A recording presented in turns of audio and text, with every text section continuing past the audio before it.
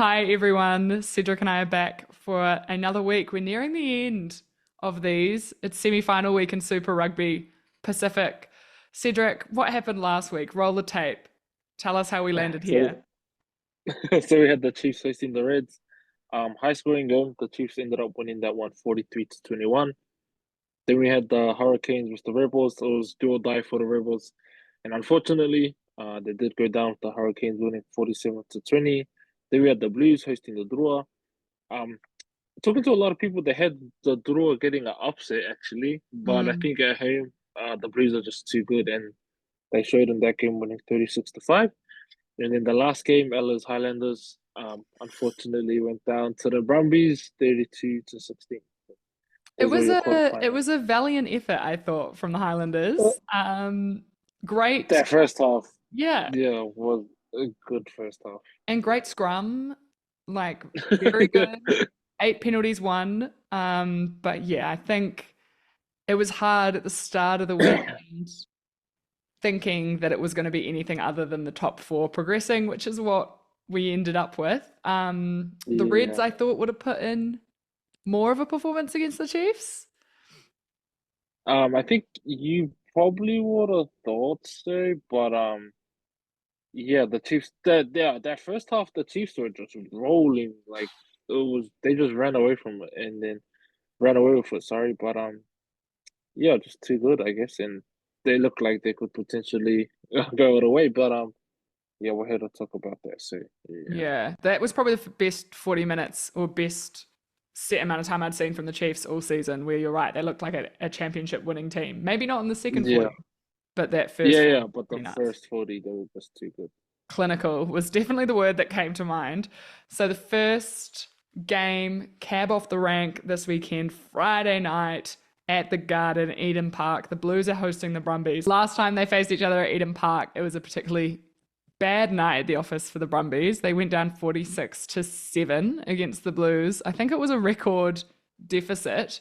They'll be pretty keen to rectify that, I imagine. But the Blues are humming at the moment. Like they look like they really could get it done, win the trophy this year for the first time since 2003. Talking through the team, there's a big omission. Mm. Paddy Tuipulotu, unfortunately injured, out for the rest of Super Rugby, potentially out for the ABs. And this looked like a year when he was going to be in there, a shoe in to kind of hold down the fort. How much of a loss do you think that will be for the Blues, and how much do you think it will affect them? Definitely a huge loss. He's one of the more experienced players. He's always really good once he puts on that Blues jersey. But I think the way the Blues have been going, the forward pack in general have been playing really well. So the likes of I think Josh Berry comes in. Mm-hmm. So replace him. He's had a really good season as well. But yeah, huge loss. Um, Not only is he a great player, also shows great leadership. And yeah, but I'm sure the boys can get we'll get through it okay. And yeah, the likes of Josh Berry and Sam Derry, I think that partnership um they'll be all right, but they're definitely a massive loss of Perry not playing it. So yeah. Yeah, hugely gutting for him. Also under a bit of an injury cloud, Akira Ioane. He's named in the team. Sometimes we see some late scratches from the Blues, like right up until the whistle goes. So hopefully he makes it onto the park and can sustain over the majority of the performance, because that loose forward trio is one iconic and two performing very well. Um, the other thing, I think, Finlay Christie has had the edge over Funaki starting in the number 9 jersey, but Funaki coming on as a impact player, I think will be really important in this game. How do you see that kind of playing out? I think Funaki off the bench brings a lot. Um I think he's that player that can come on the last 20 or 30 minutes and just kill teams with his footwork, with his speed. And yeah, he's just really aggressive. But Christie, yeah, definitely gets the nod over him in that starting spot. But to have someone like Funaki, still really young, been in the blue system for a while. But yeah, I think they the contrast between both halfbacks is really good for the Blues. So yeah, of course he does come off. The Blues should be lucky they have another quality halfback who can come in and yeah, Yeah, they're pretty well. So. the depth is pretty impressive in the Blues squad this Yeah. season, I reckon. And so if we look at the Brumbies team, I think the biggest thing that stood out for me anyway was James Slipper is back. He's been out since round 14. Obviously, a Wallaby captain, like the highest capped Australian, I think, in Super Rugby. That is going to be huge having him back, like massive, especially because the Brumbies scrum, like we said earlier, didn't cope so well with the pressure that old Gruder put on him on them with the Highlanders. So they'll be keen to fix that, I would say, this weekend, and having James Slipper back is a big step towards it. Was there anyone else in the Brumbies team that you're really excited to see, or potential matchups that you think are going to be huge? I with the quality of players that the Blues have in those loose forward positions, I think the Brumbies loose forward trio will go really well. Um, Massive fan of Charlie KO. I've said it time and time again. I Yeah. think he's gonna be an absolute star. I think him against Hoskins would be really cool to see. But yeah, I think both teams are pretty solid, but yeah, it'd be interesting to see how both loose forward trios go. So yeah. Yeah, for sure. I forget that the Brumbies have Valentini. I don't know how I forget Yeah, that, yeah, but yeah, yeah. he huge amount of carries, and obviously Hoskins plays a obviously different positions, but a similar kind of role in the Blues setup. So far, it's going to be pretty good. Tom Wright's in like the form of his life. Noah Lolasio's Yeah. come back from France, looking incredible and like a starting Wallaby. So a quality matchup. Obviously, you're a Blues fan, so I don't expect you to write them off. But like people, I think, are underestimating this Brumbies team in my eyes. Do you see this being a tough game for the Blues? Initially I did say no, purely based off of what the Blues did to them last time at Eden Park, Mm. but I think now the Brumbies have been there time and time again. They always seem to make it to the semis. They're always usually one of the better Australian teams, but I think this time around, yeah, it'll be a lot more tough for the Blues to get through their work, and yeah, I think it'll be a really close match. But obviously, I do have the Blues winning. Um, but yeah, I think it'll be a lot closer, not a blowout like we saw last time. How do you kind of see it? Yeah, I see this being tight. I think something that's going to play a factor is right this second here in Tamaki Makaurau, we are expecting a huge deluge of rain overnight and potentially some sort of superstorm esque thing tomorrow. So I anticipate the conditions are going to be pretty gnarly. And that's going to impact on how this game is played. In saying that, I think Vern has been prepping the Blues for some wet weather rugby all year. Stern Vern loves a bit of a grudge match and up the front, through the forwards. And I think that's going to pay dividends for the Blues. Their run at Eden Park also is quite enviable at the moment. So I think it might be a sad flight home for the Brumbies. Unfortunately, I think the Blues will get it done one step closer to fulfilling the prophecy. Fingers We crossed. hope to see it. Fingers Well, crossed, yeah. definitely. And now that Yeah. the Highlanders are out, I think I'm allowed to publicly support the Blues. Yes, you're allowed to jump on our bandwagon. It's Yeah, okay. yeah. Welcome, welcome. Thank you for accepting me. So then we head down to Wellington, to the Cake Tin, where they're looking at over 30,000 people have bought tickets. Incredible to see, especially in the cold winter, the crisp cold of Te Whanganui Aotearoa. So the more I think about this game, the more scared I get.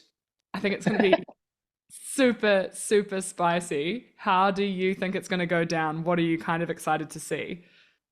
I think the Chiefs will be a bit salty, especially what happened after they versed each other just not too long ago. 2 weeks ago, yeah. Yeah, 2 weeks ago, and I think Jacobson, yeah, definitely has a bit of a chip on the shoulder. I actually have the Chiefs winning this. Yeah, I think with the way their squad is built, they're definitely the dark horse to win Super Rugby, but obviously they gotta get through the Hurricanes who, um, yeah, like the Blues have been in great form. But yeah, I actually have the Chiefs winning, and I think they have the squad to do it. I think McKenzie will have one heck of a game, and yeah, that's how I see it. Chiefs winning, but like the Brumbies and Blues game, it'll be a close encounter. How do Oh my you see it? gosh. So you think you're going to get another Battle of the Bombays for the final? Oh Yeah, my gosh. I don't yeah. think Counties Monaco would be able to cope with the stress. Wow. Yeah, I think it's so interesting to think about preseason. and the Chiefs were kind of coming in on the preseason. Everyone was like, this is who's going to win the competition. They're going to win this year. And the Canes, no one gave a rat's about them. You know, no one was even mentioning them. And then throughout the season, it's almost been the roles have been reversed. The Chiefs potentially underperforming. The Hurricanes, for a team with, 3 All Blacks, everyone was like, what is happening? And it's all anyone could talk about. And they've probably been they are the most consistent performer in the whole competition. So I'm backing the Canes. I would love to see the Canes do it. I just think they look slick in ways that other teams don't. It's like a very complete 15-23 who take the park. I'm really upset about Xavier Numia being out for the remainder of Super Rugby at the very least. And again, potentially someone who was probably going to be named in the All Blacks. And now it's a bit uncertain as to whether he'll be available.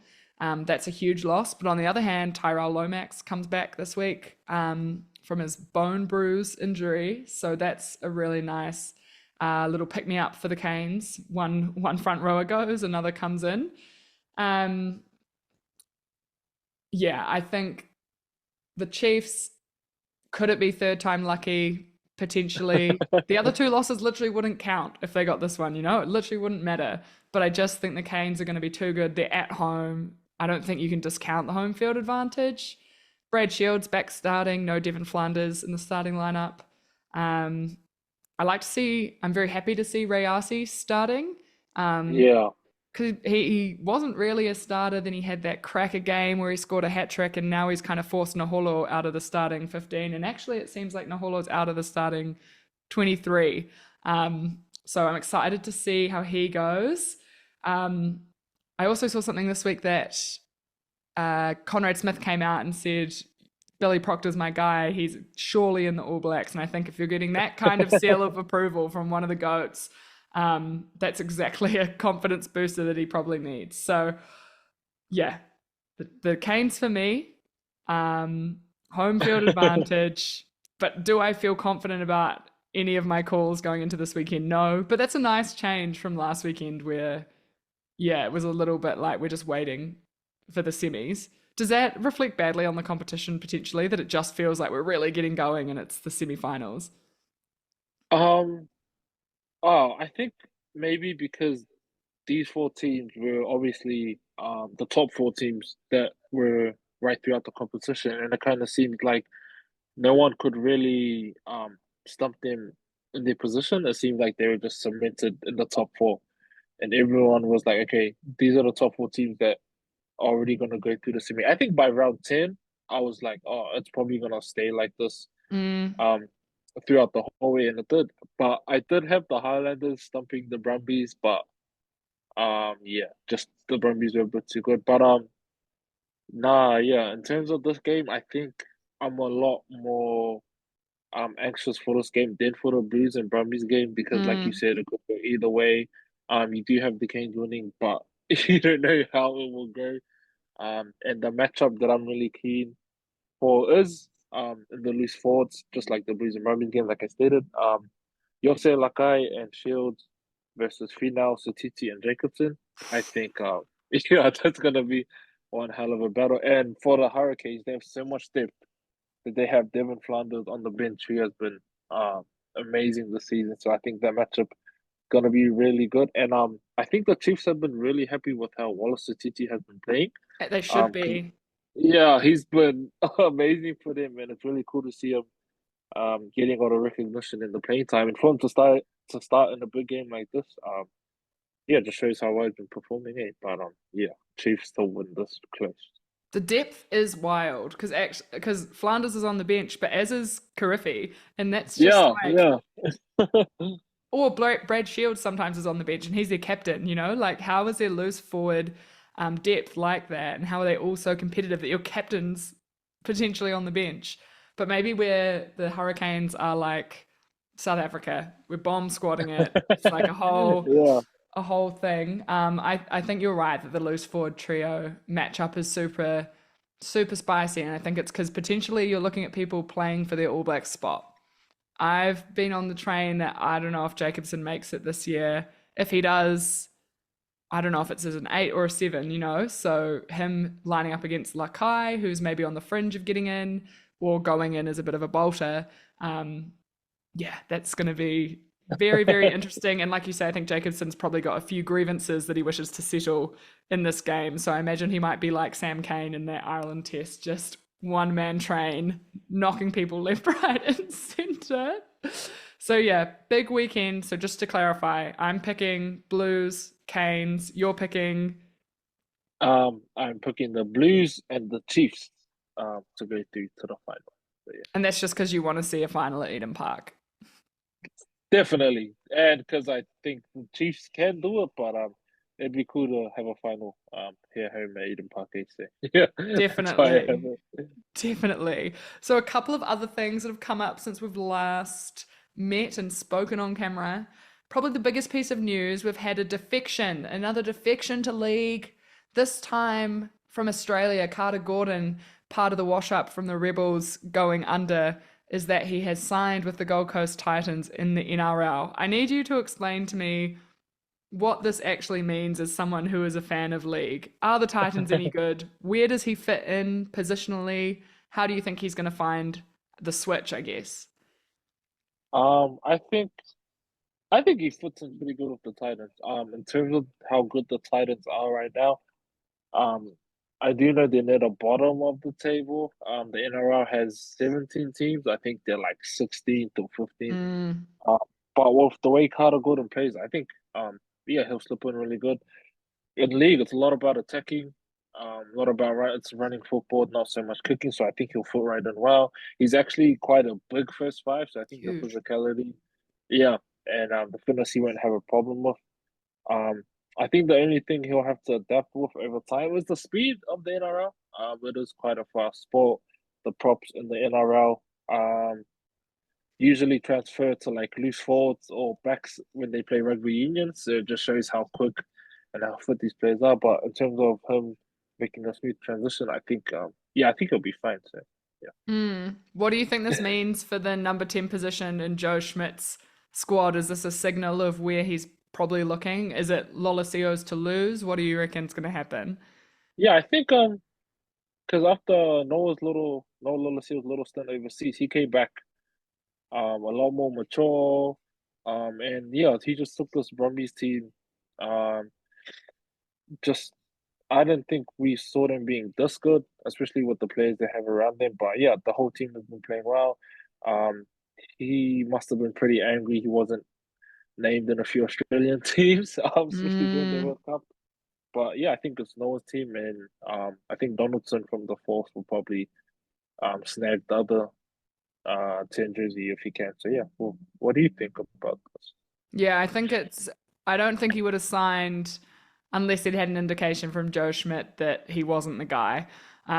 So good on him. You know, it must be pretty unsettling to spend a whole season not sure if you're going to have a job next year. So I totally respect getting that security.